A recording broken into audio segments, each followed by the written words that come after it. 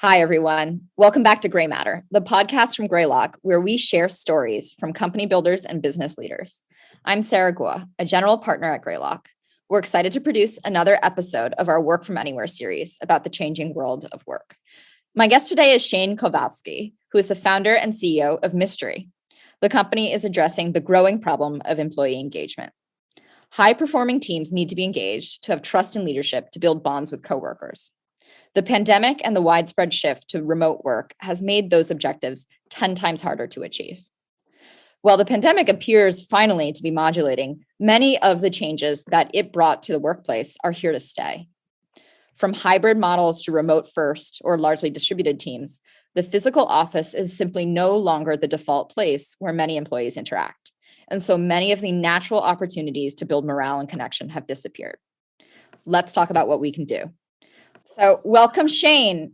Shane, you and the Mystery founding team saw these problems in morale and employee connection, and you built a product to help.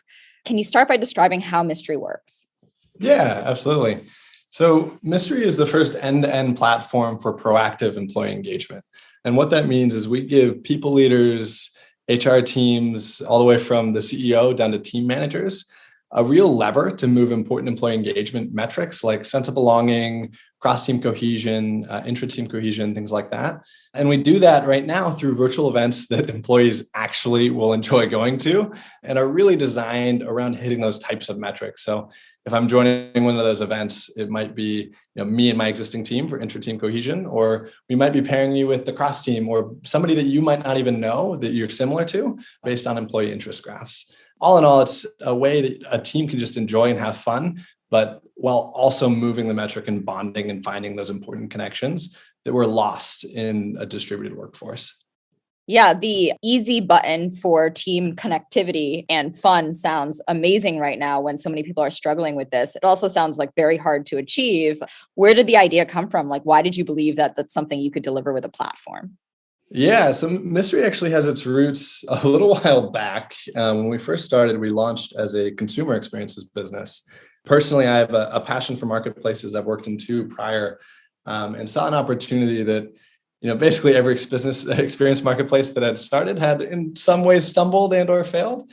And I thought we could solve that problem by not only creating a lot more yield efficiency for suppliers by, really solving some of the back-end economics, but also just by adding a lot of, productization to the experience sector.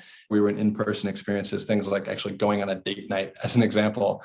Once COVID hit and we saw kind of this shift to distributed work, everyone that we talked to, really had the problems with not only isolation and feeling disconnected, but everyone was leaving their jobs. I've always been a firm believer in the power of experiences to connect people. People truly do bond through shared experience, whether that's past, present, which is a current shared experience, or future. And we knew we had some earned insights about how to, essentially scale and make incredible and magical experiences for folks. And we knew that, this opportunity was just so good, we had to, jump on it and move towards it. Tell us a little bit about a period of time where you were cycling through different consumer and like in-person delivery experiences. Like, what's an earned insight or a hard-won product learning from that? Yeah, absolutely. So to give it a little more light, the first product that we launched easily would be called Stitch Fix for a night out. So you'd come to our website, you tell us what you like and don't like, and we plan and book and execute an entire night out in the city, 2 to 4 stops, where you wouldn't know where you were going until you got there, hence the word mystery.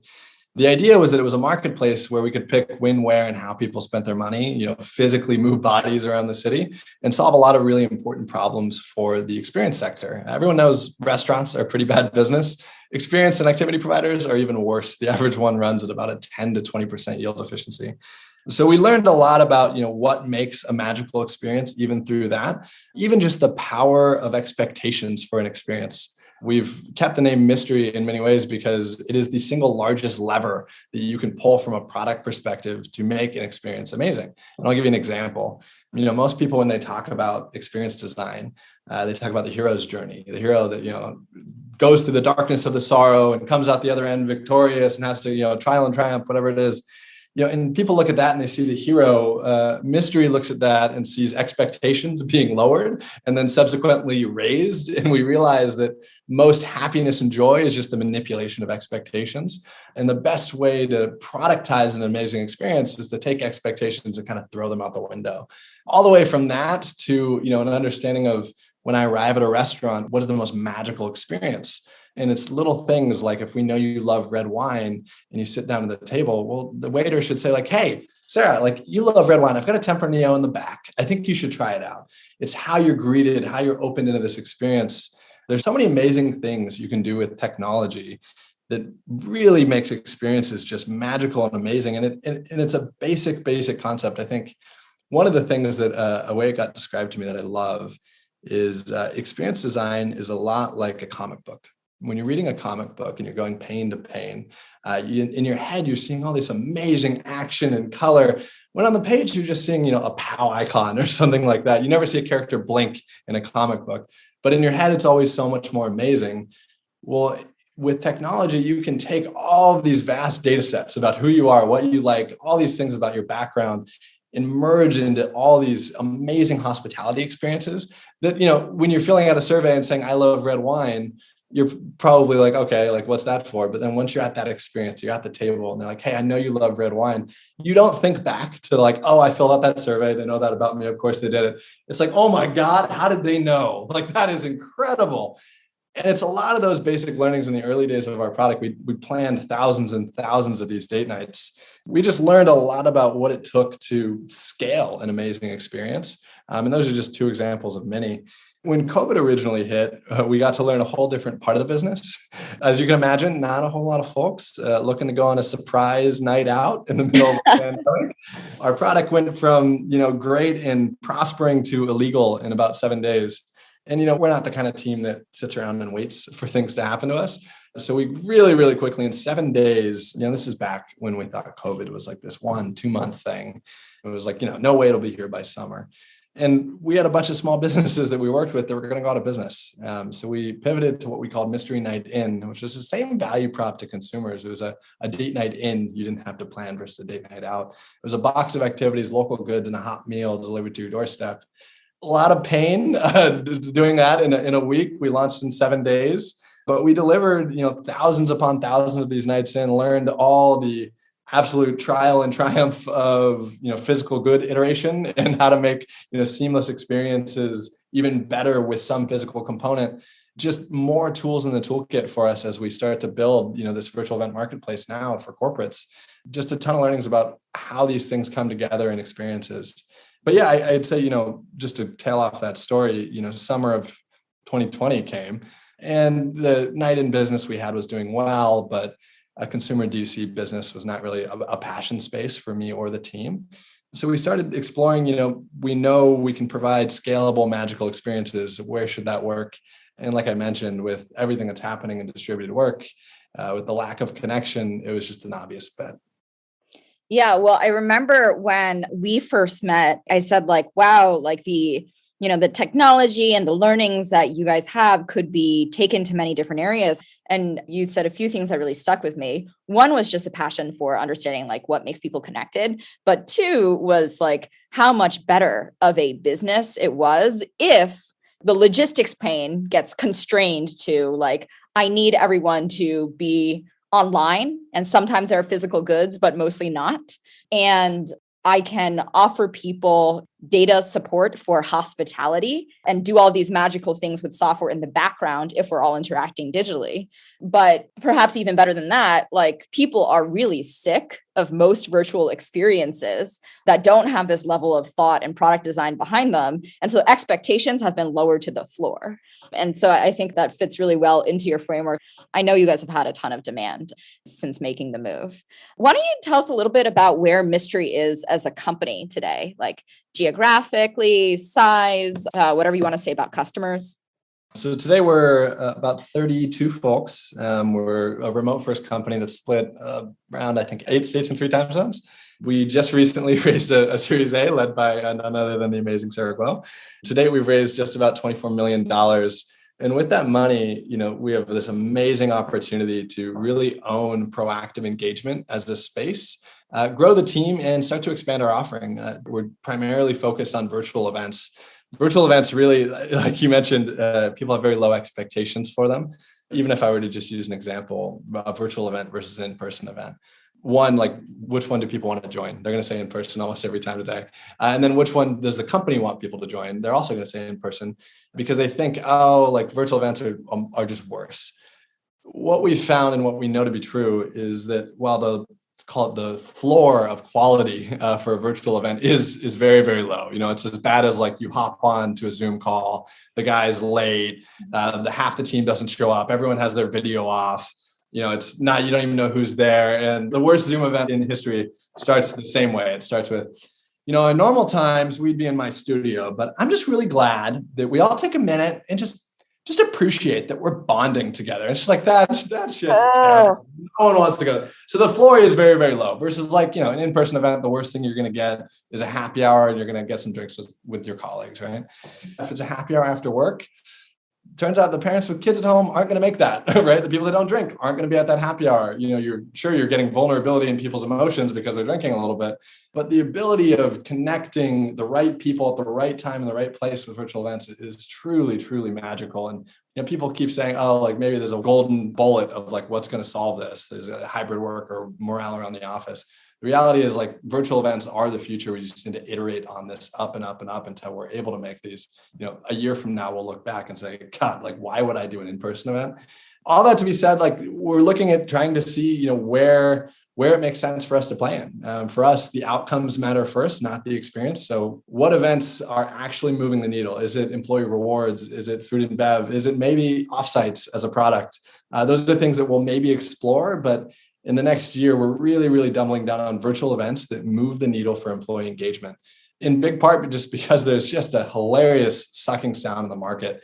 There's no head of people out there in the Fortune 500 and below that won't jump at the opportunity to say, hey, here's an actual lever to build cohesion in your team. And we have a once in a century chance to really build what I think could be considered like one of the more impactful and meaningful changes in the way that we work. I think if some significant fraction of the world feels better connected at work, which also makes people more productive at work because of mystery, that's a big goal to try to go after. So we're not at zero, but we're close to starting at the beginning. Like who's using mystery already? Yeah, so mystery is used by thousands of teams today across companies like Amazon, Microsoft, KPMG, Ford, Uber, IBM, Stripe, hundreds more. We just passed the 1,000 customer mark very recently. In 2021, man, we were operating kind of a transactional marketplace. We still hadn't quite figured out how to make these events actually move the needle up until really around August of last year. But the second that we figured that out, the second that we started finding some of these patterns of events that did work and did move the needle, all of a sudden recurring revenue and ARR started coming in the door. And it's really been a phase change for us. We've exited this 0 to 1 mentality of, how do we build something scrappy that provides value? And so this is the right unit of scale, and we need to scale this thing from 1 to 10. And what that means is we were able to, more than double the amount of teams using us every quarter in 2021. I realize it may not be obvious to people who haven't run managed marketplaces before. Who are the hosts at Mystery? Yeah, the hosts at Mystery today are a pretty wide variety of folks. Everyone from small businesses who we used to work with in the date night out business. So these are restaurants that are offering cocktail classes and cooking classes, all the way through to YouTube personalities, to previous America's Got Talent hosts, to even for some of our larger events, we partnered with some of the biggest agencies in the world to offer celebrity level experiences where we can have some of the top comedians in the world joining a virtual event. It is pretty wide variety today. I think in reality, what we have is a system that is able to decide when, where, and how money is spent. So we're able to create an insane amount of leverage for these activity suppliers that work with us. Awesome. Can you talk a little bit about the phrase employee engagement has become very popular over the last few years, and we've used it as well. There are existing companies in that space. I think of them as quite different. How do you position Mystery versus some of these other tools around, pulse surveys and measurement? Up until now, primarily because of the way HR teams have been funded, there's only really ever been observability technology built for HR teams and people teams. And in big part because employee engagement as a term of things that matter to companies, we're always kind of a silent killer. The office did a good enough job. If you look at what people science would tell you, you need from a connection perspective. You need an individual at a company to be connected to their intra team, their manager, their close collaborative team, their leadership, and they should actually have a best friend. There's a lot of studies that show having a best friend at work is a huge indicator for both satisfaction, productivity, and retention. But when distributed work happened, we essentially lost all connection but our manager and our intra team, the people that we work with most regularly. And all of a sudden, this silent killer, this thing that mattered but wasn't, having a huge impact, turned into the largest active killer for both retention and productivity. Not only does disengagement affect, how people are working and how productive they're able to be, but look at the Great Resignation, which is a term I'm sure we're all sick of hearing. But if you look at the stats behind the Great Resignation, the top 3 reasons people have left their job are all relational. It's all because when we left the office, we lost connections to coworkers, managers, and leaders. All that to say, a lot of the technology up until now has been about observability and they call it continuous listening, which is like, how do I get this data in more than like a quarterly survey that's like, how do you feel about your boss? How do I get that more regularly? And really, that's where most of the technology has been built. On the other end, you have a lot of these kind of marketplace companies that have started, employee rewards that might work. They have corporate gifting that makes corporate gifting super easy, in-person events that makes it super easy. The problem is that those two things, that actual analytics of like what the metrics are and the transactions that are happening to actually move the needle, not only do they have different buyers at companies where HR teams own engagement all up, but they're not connected. None of these software solutions have said, hey, we're only going to do an event if it actually has ROI. And I think that's really where I see the big opportunity for Mystery, because not only are we able to throw events that people love to join, but they actually work for a people team. And people teams have essentially been doing brand marketing until now. They're throwing money at the problem, hoping it works. They're referring to the other business leaders who are also throwing money at it. And hopefully it works, maybe it doesn't. We think about 90% of the entire morale budget is completely wasted.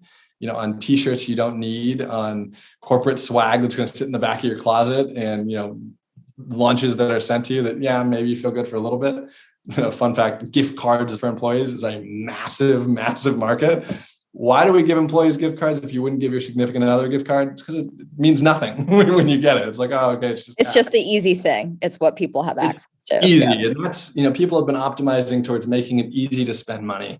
And we're optimizing towards making it easy to move actual metrics and really have ROI. Yeah. How do you think about like outcomes at Mystery and knowing you're moving the needle?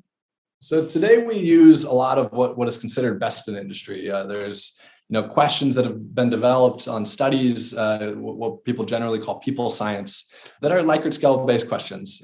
I feel like I can take risks at work is the question that leads to a sense of belonging score, which we think is fine. We're currently using those types of questions in our own feedback loops to prove to companies that the way they track things, we're able to move those.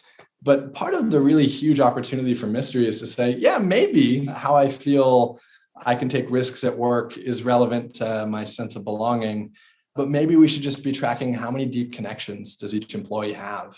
Like I mentioned, you should have a manager connection, a leadership connection, a best friend. But this is a whole kind of open space to turn people science into data science. And I think long-term redefine a lot of the metrics on what actually matters for the jobs to be done for Mystery, which are productivity and retention. So you've used the analogy before of companies like Qualtrics and Medallia changing how the world thought about customer satisfaction. People were, using CSAT and, thumbs up, thumbs down binary ratings. And they really advocated the idea of NPS and much richer understanding of your customers. Like, do you feel like we're moving in a similar direction on employee engagement? Yeah, I think unquestionably. We know a lot of the inputs about how cohesion happens, and it's no longer good enough to ask, a randomized survey. How do you feel connected to your cross-collaboration team? We have the infrastructure layers available to know on a minute level how connected people feel. And if we don't take that as, opportunity zone to be able to create and innovate, I think we'd be foolish. Can you paint a picture for our listeners of the favorite mystery experience you've been a part of so they can picture doing it for their teams. So my favorite mysteries are ones that, trigger a sense of, I'm joining an event. Like I mentioned, a big part of experience design is expectations. So my favorite event that I've been a part of was an event actually designed at Mystery to improve leadership connection. So it's a little selfish, my connection to my team, where everybody got a box the day before that said, don't open the box. Everyone signed on to the event at the right time. And a host showed up and we all opened up our boxes, and the host started at the very, very beginning with, all right, everyone, you guys seem to think that Brennan's the hot sauce guy on the team. Brennan, open your box, look at what we have in front of you, and describe to the team what you're seeing. And that's a really basic way of opening in the right way, creating a good, hospitable experience. But then we all walked through a hot sauce making class with an amazing instructor who has his own line of hot sauces that were included in the gift. And we made hot sauce, like literally everyone in their kitchens, and it was a mess and everyone's ruining it and messing it up, and we're all talking and enjoying. But then at the end of the event, a comedian hopped onto the event and starts interviewing me, like a kind of like a Hot One style interview, where he's asking me questions while I'm eating spicy peppers. And I'm like, I used to be not a spice person, actually, very oddly during COVID, like I can eat much spicier food, but not this spicier food. So I'm like crying, answering some of these questions. It's like a modern day dunk tank where like, sure, it's, a little embarrassing for me, but I'm humanizing myself to the team. And that was just an experience that not only everyone had a ton of fun with, it was unexpected. People on the team got to talk about how they had different levels of spice levels that they really enjoyed. And we were able to customize the box based on people's spice levels. So if I, was really spicy, like I love spicy food, I got a pretty hot pepper versus a cooler pepper. And we can do that all while, basically just a click of a button, right? The EA can literally just click go. And based off the interest graphs we have, we can manage and create an experience that is that amazing. So that's like just an example of an experience I really like. Yeah, well, I am excited to put one of my partners on the hot seat for that. What do you think is the biggest misconception customers and users have coming in about Mystery? The single biggest misconception is just the opinion of virtual events at large today. People look at a virtual events marketplace and look at all of our competitors, and they see a bunch of people that have shoved, IRL events into a Zoom box and think, oh God, not another Zoom meeting. They don't think I'm going to leave this meeting crying, laughing, or I'm going to leave this meeting like having met someone that I didn't know I met. And like, we also have a ton of shared interests that we've created a bond over. And I think that's the thing that in many ways it is, you just have to experience it. You have to see how different it really is. Well, I'm excited for the future and the tens of thousands of people who have experienced mystery events to spread the gospel. Shane, thanks so much for doing this podcast with us. Yeah, absolutely. Thanks for having me.